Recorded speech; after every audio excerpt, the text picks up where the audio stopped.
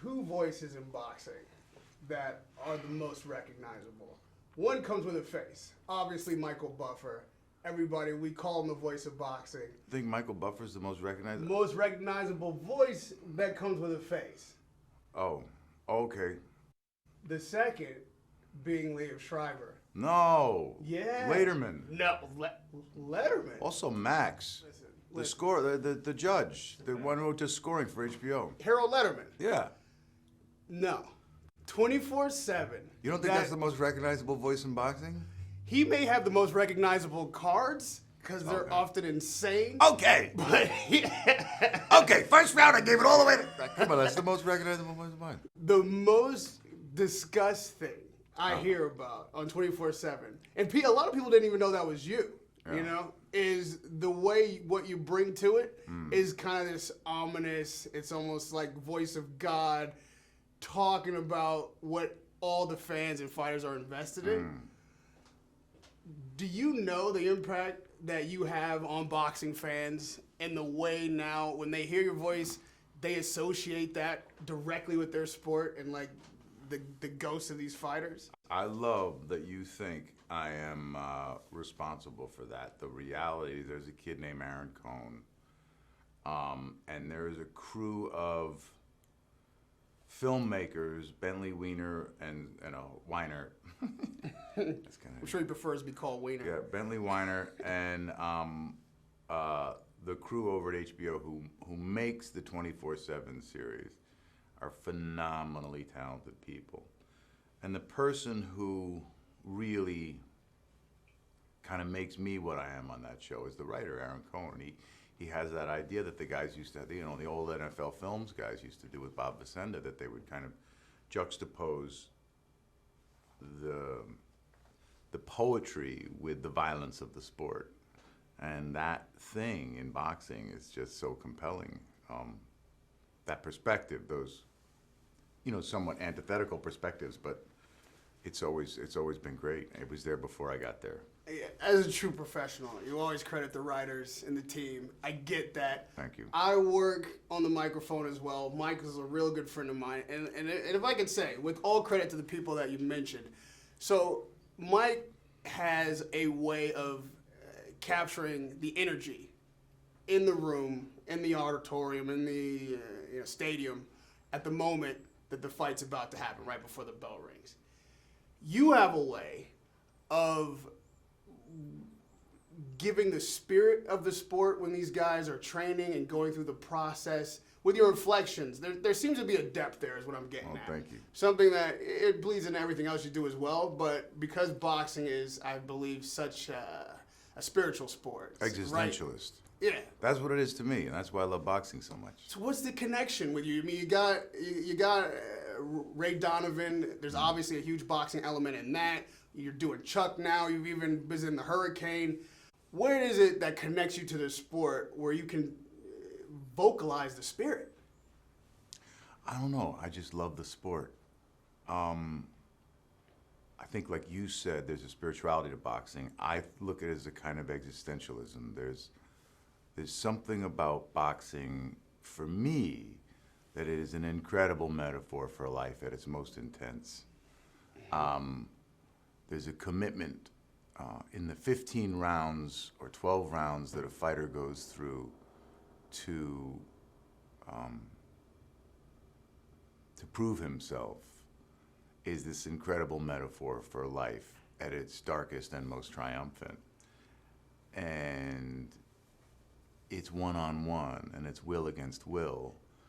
And it deals with everything that in the course of a life we're confronted with: terror, joy, ecstasy, stupidity. It's all in there. All behaviors are encapsulated in a boxing match in a very intense and very powerful and very dramatic way. I don't like watching people fight. I like watching fighters fight. I like watching great fighters fight. There is an aspect of a person that comes out after 15 years of discipline and refinement and training that you're looking at an athlete I watch Vasily Lomachenko right now, and I just go, how the hell does he move like that? Pernell, he reminds me of Pernell Whitaker a little bit. When I first saw Pernell, I thought, how does he slow time down? And it's something about the way that they move. It's almost as if the other person is moving in a completely different physical reality than them, because they're that quick. When you see Lomachenko evade punches, same with Floyd. But what's emotional about that to me, and what's exciting and what's interesting to me about, and I have the same thing with music, is it's practice. It's practice and commitment and dedication. And you can't help but feel awed by human potential when you watch these guys, these top guys, work. And it's inspiring, and it's a reminder that, you know, you push through the banality of life. You push through it. You push through what's mundane. You push through what's boring. You push through what's painful. And you come out the other side with something beautiful. And that's, for me, that's fighting. So you're talking about the science, and you're talking about the really what I consider the religion of the sport, which is the spirit. You have to look at 24/7 while you're doing the voiceover. Obviously, you probably see more of it than what ends up in the final cut.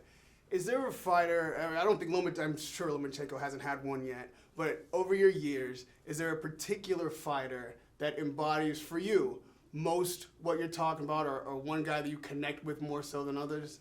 When you're doing the voiceover, somebody there's been like so many. You. There's been so many, and there's so many great stories. I mean, and all of them for different reasons. I'd say fighters are. It's terrible. I wish I had Aaron right here to write this for me, but all I can think of, fighters are like snowflakes, and they're no two are alike. And their path to success is always different, but it's the brilliant ones who find a way through. I give you an example, someone like Bernard Hopkins, who in my opinion is not necessarily the most gifted athlete that ever came to the sport, but he found his way to win through intellect, through science, literally. That fight against Tito where he was crowding him and stepping on his feet, and I know from a fact from talking to Bernard that he was also taunting him about his father being in his corner. Bernard was going to win that fight by any means necessary, and it's that kind of a complete fighter who it's not just about his physical attributes, it's not just how he moves, it's not just, he's going to figure out what the other guy's weakness is, he's going to attack it, and it becomes chess. And he knows that that guy, there's a culture with that guy about machismo. It's very big in Latino culture.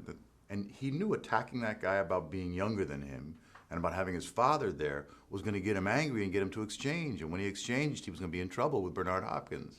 Because then as soon as he started exchanging, Bernard got in real close and started spinning him and frustrating him, which is what he does. And it's how he beats so many people. It's so brilliant. And you may look at that and you go, oh, that's not the greatest highlight reel. No, that is, if you understand the sport. He found how to beat the other guy. And so, I mean, there's also, on the other end of the spectrum, I think it's people like Vasily Lomachenko and Pernell Whitaker who just, they learn to do it better than anybody else. And Crawford, who you look at him and I'm fascinated by, I'm fascinated just by how nasty he is. I'm fascinated by, he brings a kind of, because I don't think that's very common in fighters. It's not, I know a lot of fighters and they're not nasty people. They're like, it's just not, you don't see that often. But with Crawford, you see a really supremely skilled fighter, but he's got this little extra edge on the end of his punches that's just nasty. And that's, you see him using that to great effect. They say politicians are frustrated actors, actors are frustrated rock stars.